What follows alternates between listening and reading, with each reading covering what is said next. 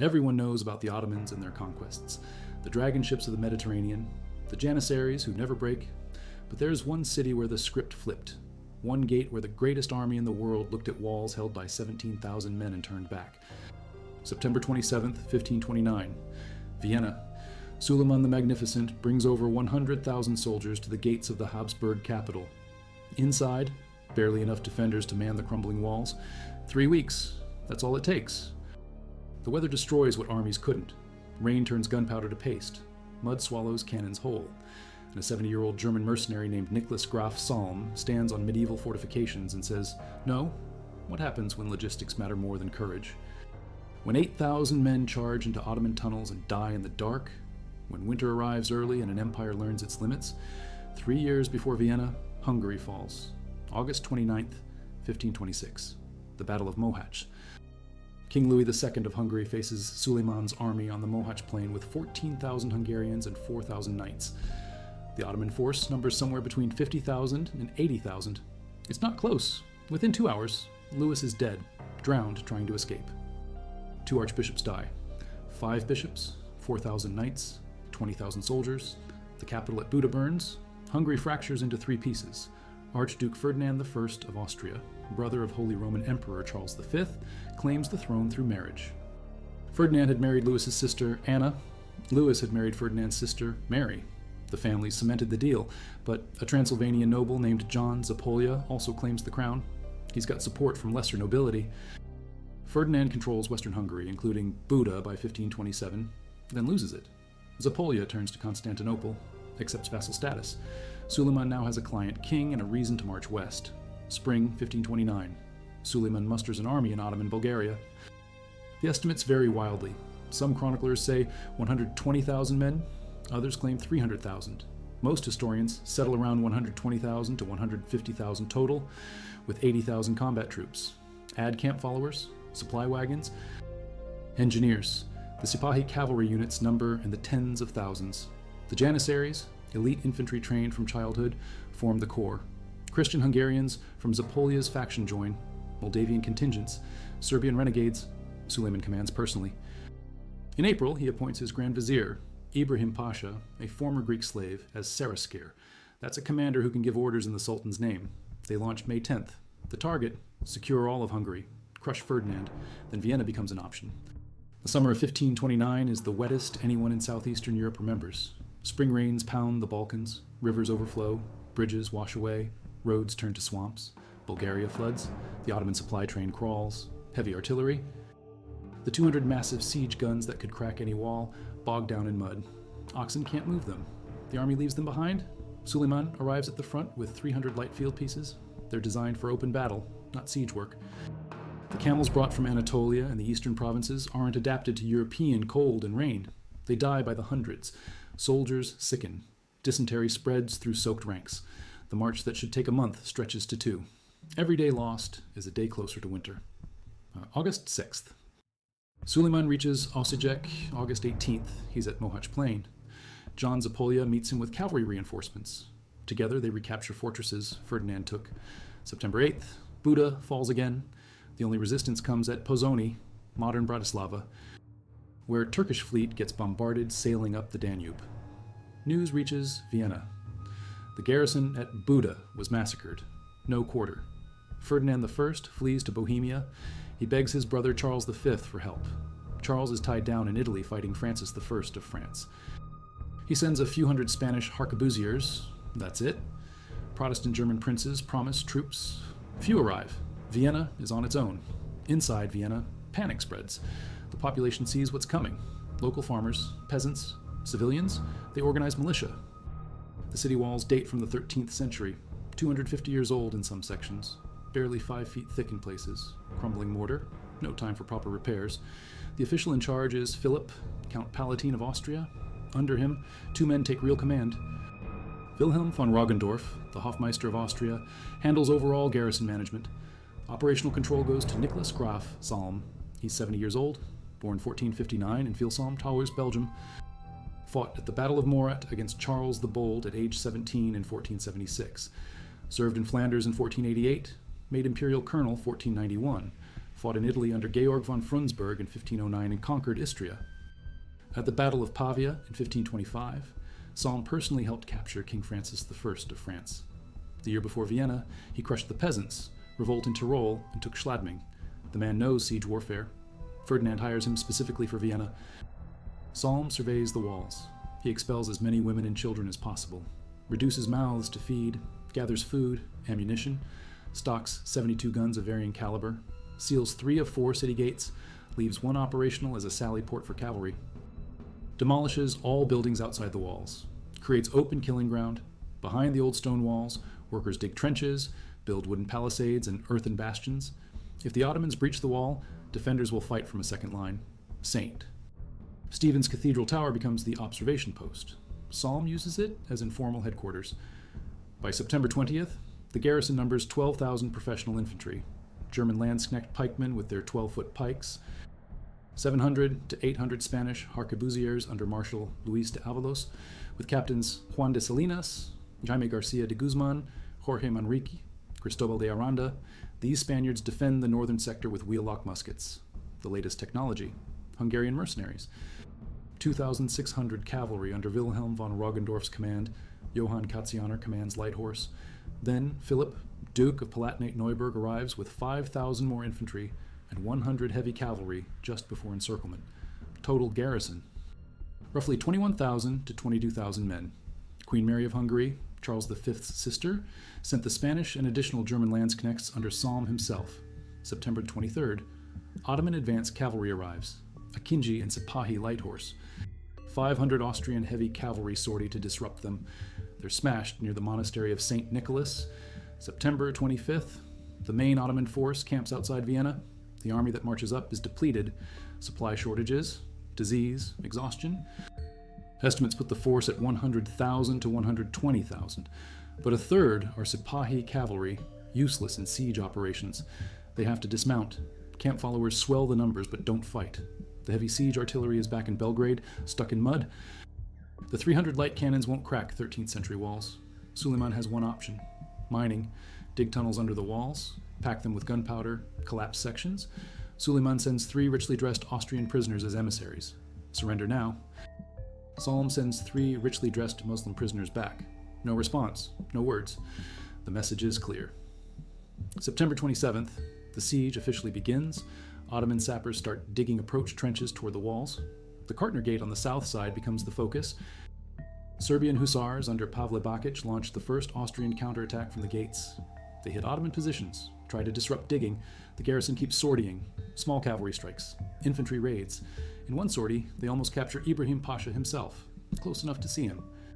The defenders have an advantage. A deserter from the Ottoman side reveals mine locations. The Austrians start countermining, digging their own tunnels to intercept Ottoman tunnels, or digging at the same level to meet them head-on. Underground battles begin. This is the first recorded instance of sustained underground combat in siege warfare.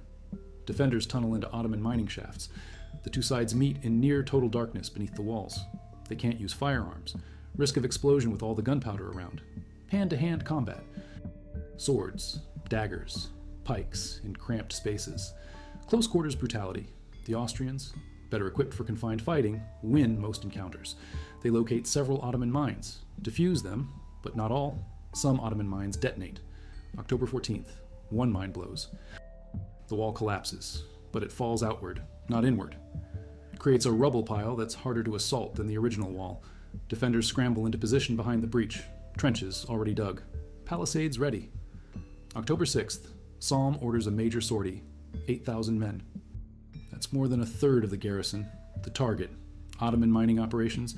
Destroy the tunnels, kill the sappers, wreck their progress. The force charges out. They hit multiple Ottoman positions, succeed in collapsing and destroying many tunnels, set back Ottoman efforts by days. But the withdrawal is a disaster. The confined spaces between trenches and earthworks create bottlenecks. Ottoman reinforcements arrive. Janissaries counterattack. The 8,000 fight their way back. Heavy losses. Congestion hinders retreat. Men trapped. Cut down. Salm loses significant numbers. The sortie buys time but bleeds the garrison. Only about 250 Spanish arquebusiers survive from the original 700 to 800 sent by Queen Mary. By mid-October, they're down to 250 men. Spanish elite infantry excel at defensive fire. They hold the northern ramparts, stop Ottomans from settling in the Danube meadows where they could work breaches with space. Suleiman's 300 light cannon pound the walls daily. It's theater. The guns lack the weight to damage stone.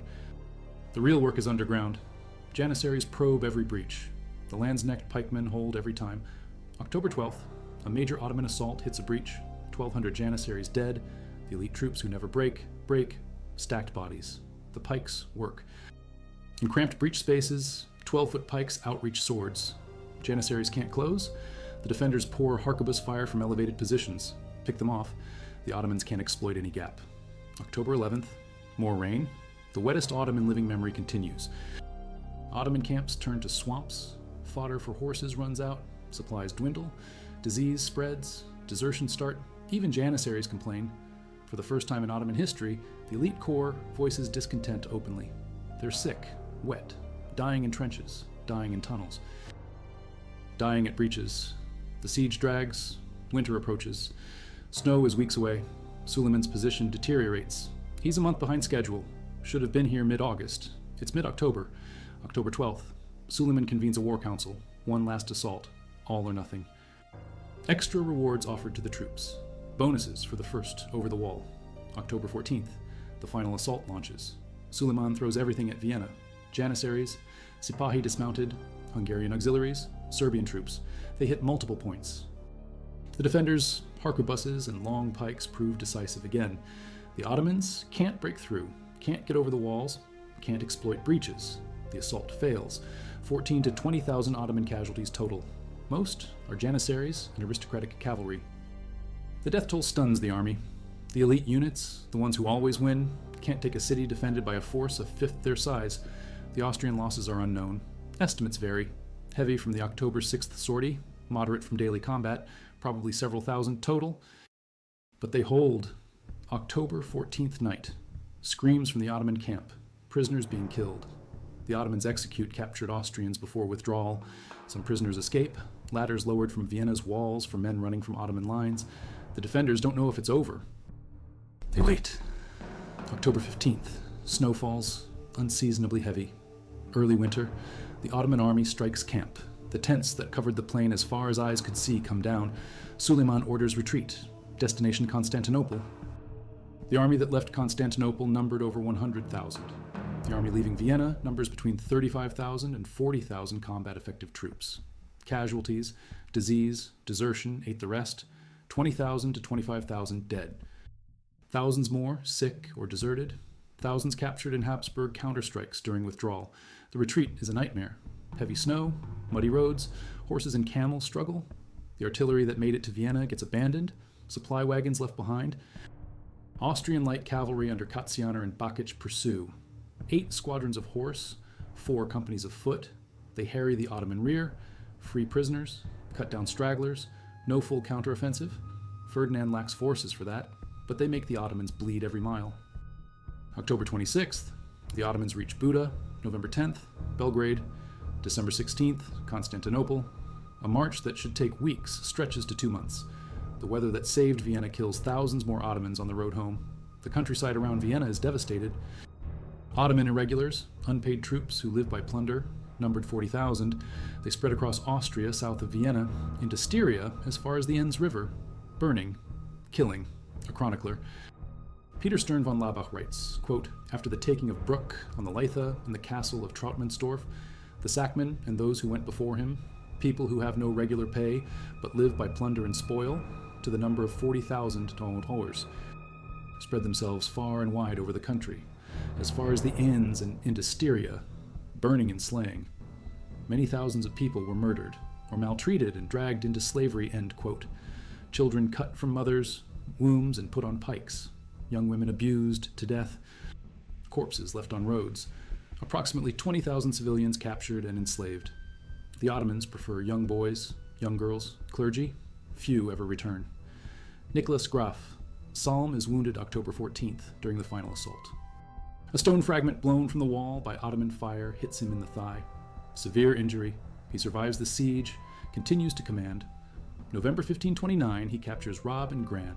March 1530, he's appointed head of the War Council in Pressburg, modern Bratislava.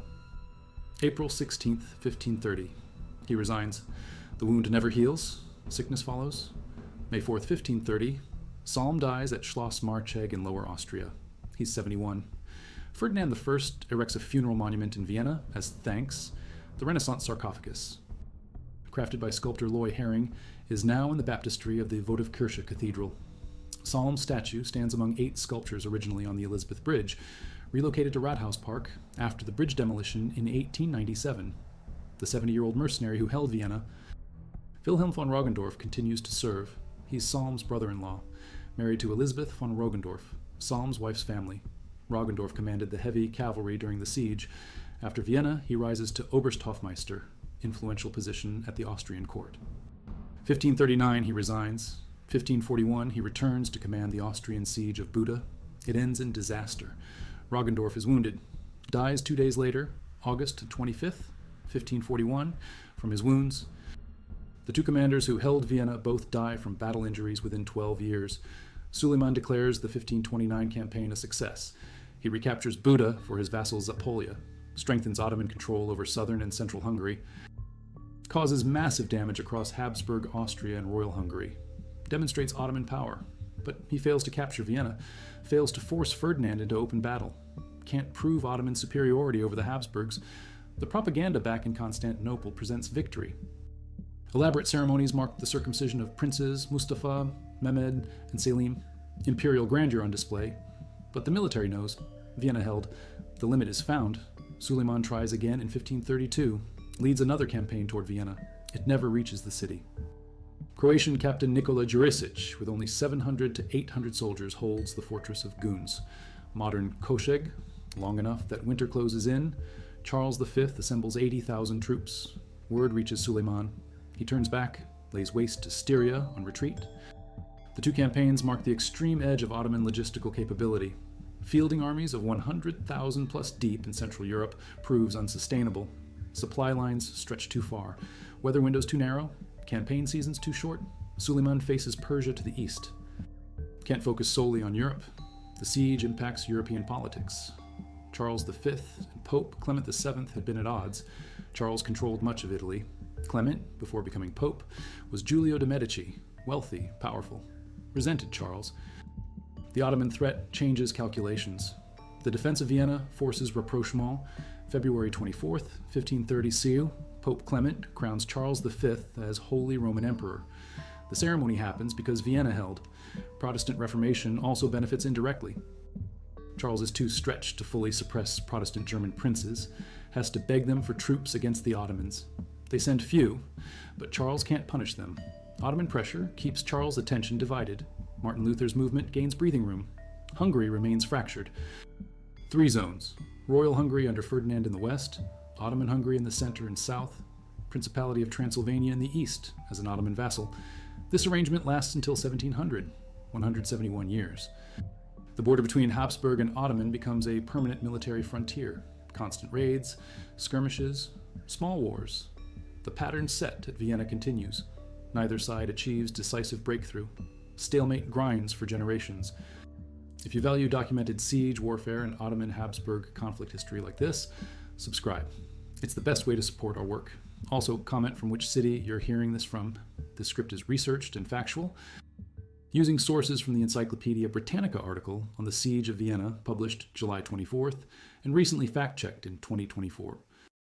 The Wikipedia entry on the 1529 Siege of Vienna updated within the last week and cross-referenced against the New World Encyclopedia, Siege Documentation, War History's Detailed Military Analysis, published December 14th, 2024, at Taos. And EBSCO Research Starters, Academic Documentation on the Siege. These aren't general summaries. War History's analysis by military historian Michael Lee Lanning provides precise garrison compositions and tactical details from contemporary sources. The EBSCO research database compiles peer-reviewed scholarship, including logistical analysis and supply chain data that explains Ottoman failure. Now, back to the information. Vienna's walls become obsolete overnight. Work begins in 1530 on new fortifications, Italian-style bastions, modern defensive system. The medieval walls get replaced over decades. The glacis, a wide-open strip around the city, remains clear of construction for centuries. Modern Vienna's Ringstrasse Boulevard follows the old defensive perimeter. The Graben, originally a defensive ditch, becomes an elegant street lined with luxury shops. The Augustener Bastion at the Albertina Museum is one of few surviving elements. Molkerbastei along Ringstrasse, another. Most medieval fortifications disappear. The new walls built after 1529 hold until 1858. Then Vienna expands, tears down walls, builds the Ringstrasse. The Battle of Mohacs in 1526 opened Hungary. The Siege of Vienna in 1529 closed Central Europe. Those are the two pivots. Mohacs kills the Hungarian kingdom. Vienna saves the Habsburg Empire. But the cost is enormous. 20,000 enslaved from the countryside.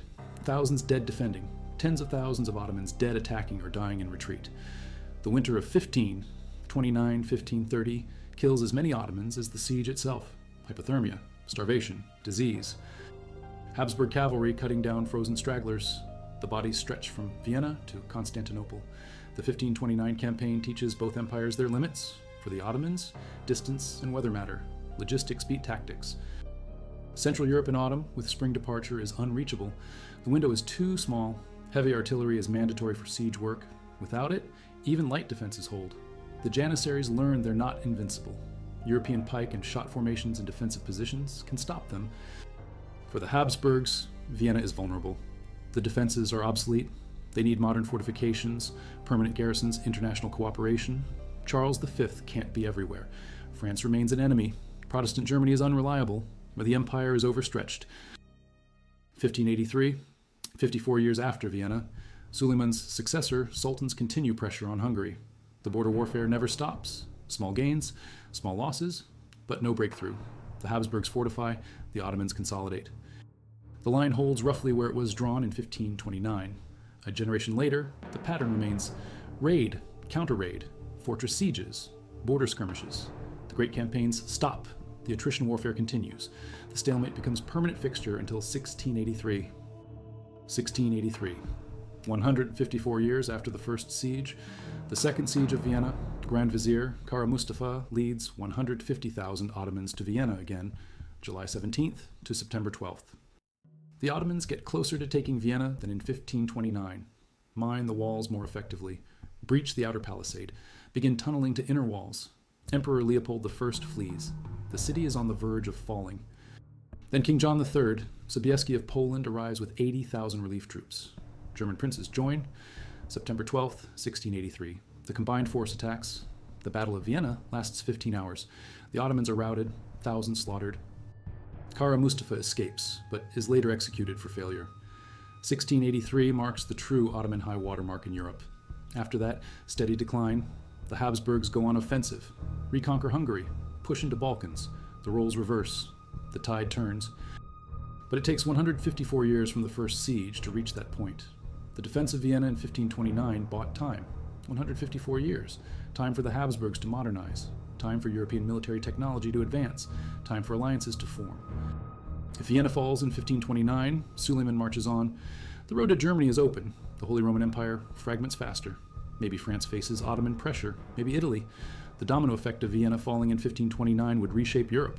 Instead, Salm and his 17,000 hold for 18 days against over 100,000. Weather does the rest. The rain that starts in May, the mud that swallows cannons, the autumn that arrives cold, the October snow that buries the Ottoman retreat. The arithmetic of siege warfare is brutal. The Ottomans bring 120,000 men to Vienna, 21,000 defend. That's nearly 6-to-1 odds. Suleiman should win. The walls are a 13th century stone, 5 feet thick in spots. The defenders have 72 guns of mixed caliber against 300 Ottoman field pieces. By every metric, Vienna should fall, except logistics. The Ottomans lost their 200 heavy siege guns in Bulgarian mud in May. Those guns crack walls. Without them, mining is the only option. Mining is slow. Mining is detectable. The defender can countermine, can fight underground, can delay. Every day the Ottomans delay is a day closer to winter. Every day supplies shrink. Every day more men sicken. Every day the window closes. Suleiman has maybe 6 weeks from arrival to make it work. He arrives September 25th. By October 15th, it's over. 3 weeks. The window closed. The weather won. The human cost is staggering. 14 to 20,000 Ottoman dead at Vienna. Thousands more die in retreat. Maybe 30,000 total Ottoman deaths from the entire campaign. Disease, combat, winter. On the Habsburg side, losses are uncertain. several thousand at minimum from the October 6th sortie and daily fighting, 20,000 Austrian civilians enslaved, most never return. The villages south of Vienna depopulated, fields burned, livestock slaughtered. The trauma echoes for generations. Vienna becomes synonymous with resistance. The city that stopped Suleiman, the walls that held, and one detail the sources don't discuss enough, the ordinary defenders, the farmers and peasants who took up arms, the civilians who organized militia. When Salm arrived, the city already had ad hoc resistance forming. These people knew what happened at Buda, massacre, no quarter. They knew if Vienna fell, they died or went to slavery, so they fought. Carried ammunition, dug trenches, manned walls, probably died by hundreds in the October 6th sortie or in daily skirmishes. The sources focus on Salm, the Landsknechts, the Spanish arquebusiers, but Vienna holds because everyone fights. The professional soldiers matter. But so do the citizens. The city defense is total. The numbers tell a story the chronicles miss: 72 Austrian guns versus 300 Ottoman guns. But caliber matters. The Austrian guns defend fixed positions, can be pre-aimed, reloaded behind protection. The Ottoman 300 are field pieces, wrong guns for the job. They pound stone walls that don't crack. The math favors the defender when artillery can't breach. Every siege before gunpowder was infantry work. Ladders, ramps, towers. Gunpowder changes that. Except when you leave the big guns in the mud 600 miles back. Then it's infantry work again. And infantry work in 1529 favors pike formations over sword charges. The Spanish arquebusiers deserve special mention. 700 to 800 arrive with Queen Mary's contingent. Only 250 survive. 70% casualties. They hold the northern sector, the Danube meadows near the ramparts. If Ottomans settle there with space to work, they breach walls easier. The Spanish arquebusiers prevent that. Discretionary fire, aimed shots, pick off Ottoman engineers, sappers, officers. The wheellock musket is cutting-edge technology in 1529. Reliable, faster to reload than matchlock, fires in rain better. The Spanish are experts. They make every shot count, but attrition is brutal. Sorties, daily combat. By siege end, only 250 left. The Spanish elite prove their worth. Ferdinand remembers, Charles remembers. Spain's Tercios dominate European battlefields for the next century, partly because of reputations earned at places like Vienna. The German Landsknechts are the backbone. 12-foot pikes, formation fighting. They train for years. A Landsknecht company is a killing machine in defensive positions. The pikes create a steel hedge, nothing gets through. The Ottomans use swords primarily, scimitars, close weapons, devastating in open combat, useless against pike walls. The Janissaries are brave, elite. But bravery doesn't overcome 12 feet of steel point when you have 3 feet of sword. The Landsknechts hold every breach. October 12th, 1,200 Janissary dead in one engagement. The pikes work. Combined with harquebus fire from behind and above, the breaches become kill zones.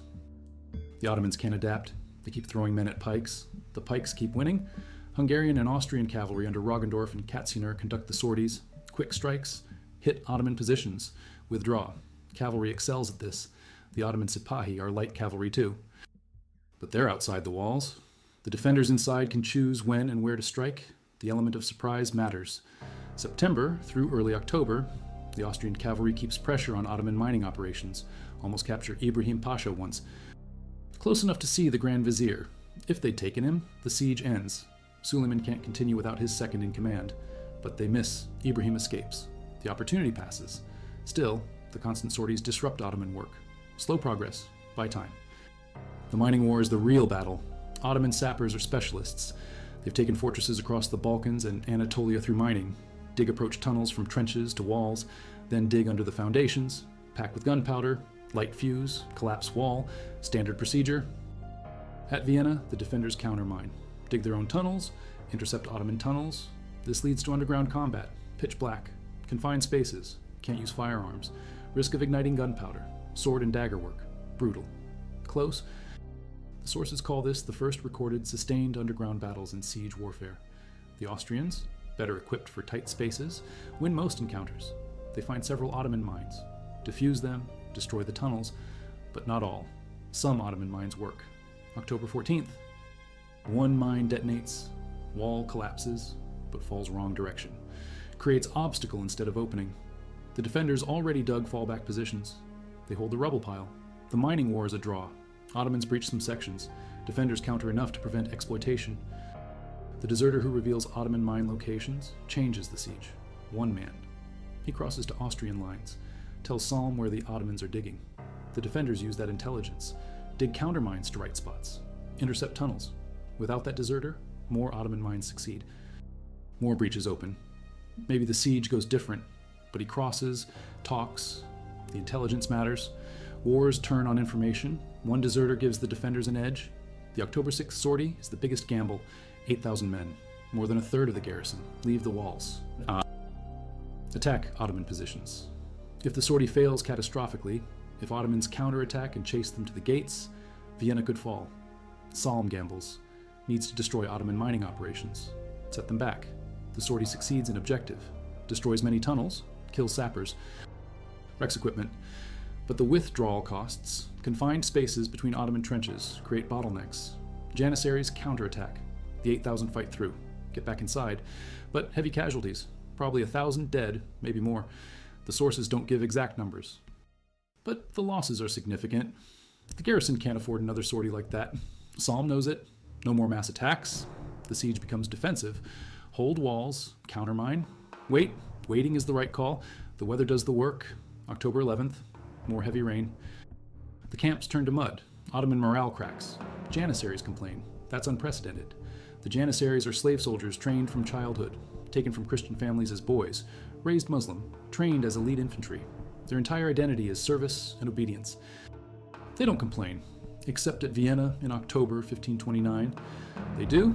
They're sick, wet, cold, dying in tunnels, dying at breaches, running out of food, watching supplies dwindle, seeing no progress. They voice discontent.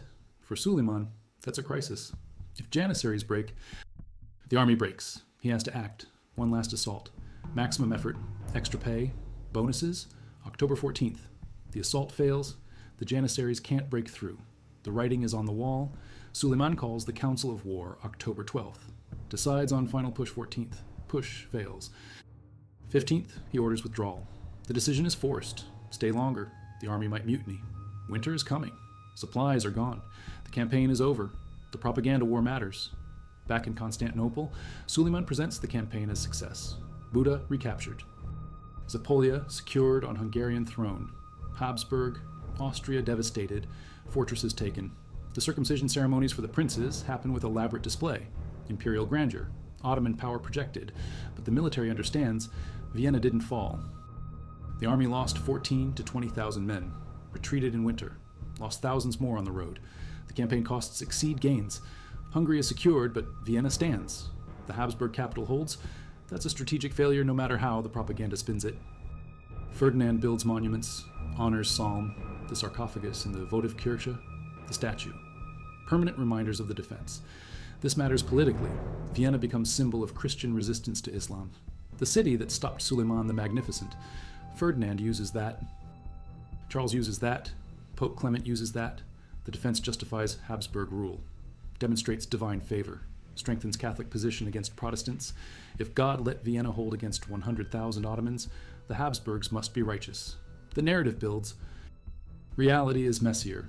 Rain and mud did more than God, but the story is cleaner. Heroic defense, miraculous survival. That story spreads across Europe. The civilian suffering gets minimized in heroic narratives. 20,000 enslaved, thousands more killed. Villages burned from Vienna south to Styria. The Ottoman irregulars who live by plunder devastate the countryside. Children murdered, women abused, clergy targeted. The atrocities documented by witnesses like Peter Stern von Labuck. His description is graphic. Children cut from wombs. Bodies left on roads. This is standard practice for irregular troops in the period. Unpaid soldiers live off plunder and slaves. The Ottomans aren't unique in this. Christian armies do the same to Muslim territories. War in the 16th century is brutal for civilians, but the scale at Vienna is massive. 40,000 irregulars spreading across Austrian territory for weeks. The human cost is staggering. Those 20,000 enslaved mostly never come home, sold in Ottoman markets. The boys become janissaries or laborers. The girls become concubines or servants. The clergy get ransomed sometimes if families pay. Most disappear into the empire. Their stories end unrecorded. The military lessons spread. Siege warfare requires heavy artillery. Light field guns don't work against stone walls. Mining is viable but slow and detectable. Pike formations and defensive positions beat sword charges. Combined pike and shot tactics dominate. Cavalry is useful for sorties but can't hold walls. Modern fortifications with bastions in depth beat medieval walls. Supply lines matter more than troop numbers. Weather windows dictate campaigns. All these lessons learned at Vienna in 1529 get applied across Europe for next 2 centuries. Fortification design evolves. The Italian-style bastions that Vienna starts building in 1530 become standard. Angled walls, overlapping fields of fire, depth. The medieval curtain wall is obsolete. Every major city in Europe rebuilds defenses after Vienna. The arms race accelerates. Ottoman military reforms follow. The next campaigns into Europe include heavy artillery regardless of weather, better supply planning, shorter penetrations into Central Europe, more focus on consolidating Hungary rather than pushing to Vienna. The 1532 campaign turns back at Gunis, partly because Suleiman learns from 1529. Don't overextend. Don't get caught by winter. The logistics of moving 100,000 plus men hundreds of miles into Europe are impossible to sustain for extended sieges. The Ottoman Empire adapts, shifts focus, the naval campaigns in Mediterranean, the eastern campaigns against Persia. Europe remains important, but not the primary theater. The limit found at Vienna reshapes strategy. Habsburg military reforms are more urgent. Charles V sees the vulnerability. Vienna barely held. Next time might be different. He pushes for modern fortifications across the empire, permanent garrisons, better coordination between Habsburg territories, but resources are limited. France remains enemy. Protestants need suppressing. The Ottoman threat forces choices. Charles chooses defense over offense. The military frontier in Hungary becomes permanent. Fortresses, garrison troops, constant readiness. The costs are enormous. The Habsburg Empire strains to maintain it. But the alternative is losing more territory. The defensive posture set at Vienna continues for generations. The weather factor can't be overstated. The summer of 1529 is the wettest in memory. Contemporary sources all mention it. Flooding in Bulgaria, impassable roads. Artillery abandoned. If the weather is normal, if the spring is dry, if the roads are solid, Suleiman arrives at Vienna in August with full siege artillery, 200 heavy guns. That changes everything. August gives 6 weeks before cold weather. 6 weeks with proper artillery might take Vienna. The walls are weak. The garrison is small, but the weather is abnormal. The rain that starts in May and continues through October is exceptional. The early snow in October is unseasonable. Historians debate how much to attribute to weather versus defensive skill. Truth is both matter. Salm's defense is brilliant. The garrison fights superbly. The sorties disrupt Ottoman work. The countermining succeeds. But without the weather, without the mud and rain and early winter, the skill might not be enough. The artillery would blast breaches. The Ottomans would have time. Weather is the invisible hand that saves Vienna. Climate in the early 16th century is unstable. The Little Ice Age is beginning. Colder winters, wetter summers, unpredictable patterns. 1529 hits during a particularly bad year. The Ottomans can't predict this. They plan based on normal years. Normal years allow April to September campaigns. The weather window is adequate. 1529 is abnormal. The rain is exceptional. The early winter is unusual. Bad luck for the Ottomans, good luck for the Habsburgs. War often turns on luck. The prepared exploit luck. Salm is prepared. When the weather gives him time, he uses it. Strengthens walls, stocks supplies, trains troops. When the Ottomans arrive, weakened by the march, he's ready. The luck plus preparation equals survival. The 80,000 troops Charles V assembles in 1532 show what's possible with preparation.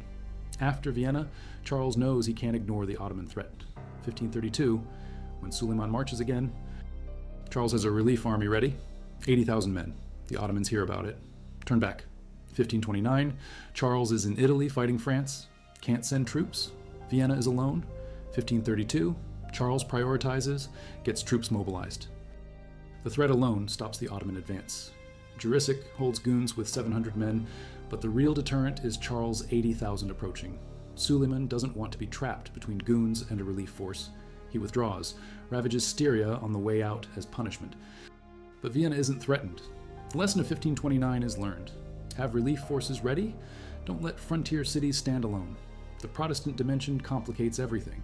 Charles needs Protestant German princes to provide troops. They're unreliable. Some send token forces. Most promise more than they deliver. The Protestants don't trust Charles. They think he'll use troops against them after defeating Ottomans. They're partially right. Charles wants to suppress Protestantism. But he needs Protestant troops against Ottoman. The circular problem hamstrings Habsburg response.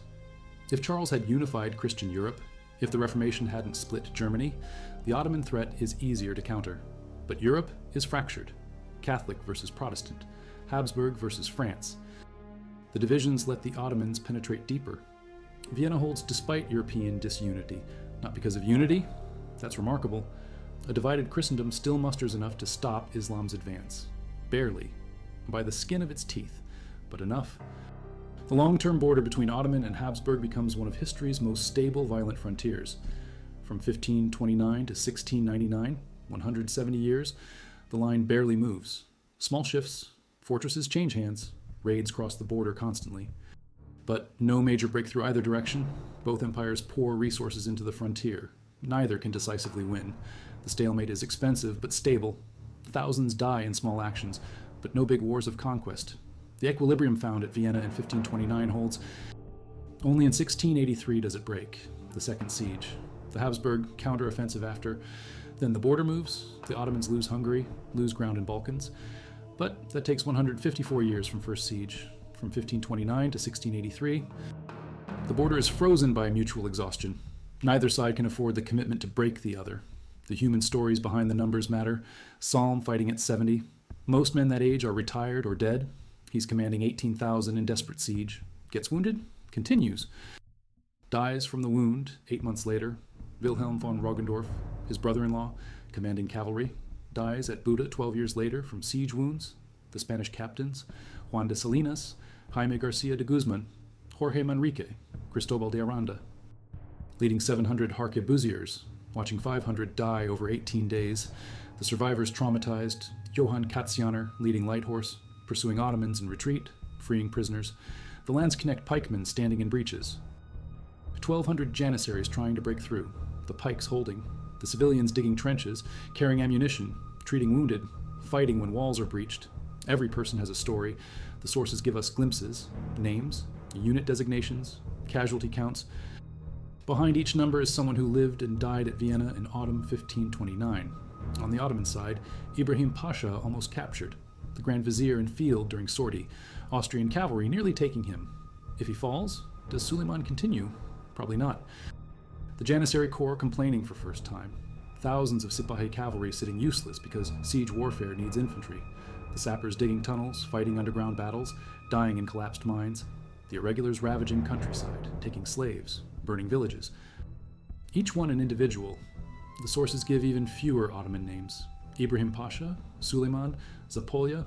The rank and file are anonymous, but they're there, suffering in rain, sick with dysentery, dying in assaults, freezing in retreat, human beings caught in imperial war. The question haunts, what if Vienna falls? The road to Germany opens. Does Suleiman march on or consolidate? The Ottoman Empire is vast. Persia threatens the east. Mediterranean requires fleets. Arabia needs control. Resources are finite, even if Vienna falls. Holding Central Europe is different from conquering it. The Ottomans rule Balkans successfully. Hungary becomes part of empire. But Germany, the Holy Roman Empire, that's different.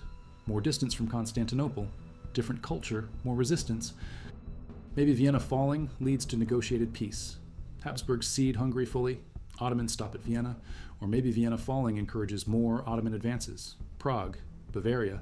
The butterfly effects are uncountable. But Vienna holds so that history doesn't happen. The history that happens is stalemate, frozen frontier, grinding border war that continues until 1683. Then the Ottomans try again and fail worse. One final detail surfaces rarely. The tower of St. Stephen's Cathedral, used as observation post during siege. Watchmen up there spotting Ottoman movements, calling down positions, guiding artillery fire. The cathedral survives the siege, sustains damage, but stands, becomes symbol like the city. St. Stephen's is Vienna's heart. In 1529, its command center. The Ottomans pound it with cannon, it holds. In 1683, same thing. Ottomans besiege again. St. Stephen's still stands, observes again, symbol of continuity. The building that watched 2 sieges, today it's tourist attraction. Gothic spires, historical marker. But in 1529 and 1683, it's military asset. Height gives sightlines. The tower sees Ottoman camps, tracks movements, provides intelligence. Architecture serving war. The votive Kirche, where Salm's sarcophagus sits, is built much later. 1856 to 1879, Neo-Gothic. built to commemorate Emperor Franz Joseph surviving assassination attempt in 1853, but they place Salm's Renaissance sarcophagus there, moving it from earlier location, honoring the hero. The tomb shows Salm in armor, sword, baton of command. The sculpture captures the soldier, 70 years old but warrior still. The inscription praises his defense of Vienna, Ferdinand's gratitude, Habsburg memory. The monument outlasts the empire. Austria-Hungary collapses 1918, but Salm's tomb remains. Tourists walk past. Few know the full story. The 70-year-old who held Vienna, the wound that killed him, the 8 months he fought on before dying, history compressed to marble and dates. In 1945, World War II, Vienna is besieged again. Soviet forces. The Siege of Vienna lasts 2 weeks, April 2nd to 13th. The Wehrmacht defends, the Soviets attack. Artillery pounds the city, much more destructive than 1529 or 1683. Modern weapons, shells, bombs. The city suffers, but takes it again. Vienna survives its third siege, 3 times, 1529, 1683, 1945. The city that keeps standing, that's identity now, the resilient city, battered but unbroken. The 1529 siege is first test, sets the template. Vienna can be surrounded but not taken. The myth starts there, with Salm, with the rain, with the 17,000 who held. In late October 1529, after the Ottomans withdraw, the defenders emerge cautiously, check if it's really over. The tents are gone. The Ottoman army retreating through snow. They see the devastation, the mining tunnels, the shattered walls, the breaches filled with rubble and bodies, the burned suburbs. They won, but the cost is visible. Thousands of their own dead. The city damaged, supplies exhausted. And outside, the countryside destroyed. They held the city, lost the farmland, the villages, the people. Victory and disaster combined. That's the reality. The sources present heroic defense. True, but the suffering is immense. Military victory, human tragedy, both true simultaneously. The archaeological evidence supports the chronicles. Excavations in Vienna find Ottoman artifacts, cannonballs, arrowheads, coins dated to Suleiman's reign. Mining tunnel remains, buried in basements, forgotten, discovered centuries later. Physical proof. The siege happened. The battle was real. The tunnels went under the city. The walls show repair marks, sections rebuilt after 1529. Different stone, different mortar, visible to trained eyes, history written in walls, the grab and ditch filled in over centuries. But ground-penetrating radar shows the original depression, the defensive line. Archaeology confirms what chronicles say, 21st century science validating 16th century accounts. In the end, the 1529 Siege of Vienna comes down to 18 days. September 27th to October 15th. 18 days that stop an empire, 18 days that save Central Europe, 18 days bought with thousands of lives, 18 days made possible by rain and mud and cold and skill and courage and luck. All factors together. Remove anyone. The outcome might change, but all factors align. The weather is abnormal. Salm is brilliant. The garrison fights hard. The Ottomans are weakened by the march. The timing is wrong. The artillery is absent. Every element matters. And Vienna holds. The mass grave doesn't exist at Vienna like it does at other siege sites. The bodies are buried quickly. The Ottomans retreat with many of their dead. The Austrians bury defenders. No archaeological excavation finds mass burial. The evidence is scattered. Individual burials. Ossuaries. Records lost, but the numbers in chronicles are clear. 14 to 20,000 Ottoman dead, several thousand Austrian dead. The witnesses record it. The letters mention it. The official reports count it. The absence of mass grave doesn't erase the casualties. Just means the bodies were handled differently. Burned possibly. Buried in multiple sites. Lost to time. But the death toll is real. Documented. Attested. The siege killed tens of thousands. That's the final fact. Vienna survives. Tens of thousands don't.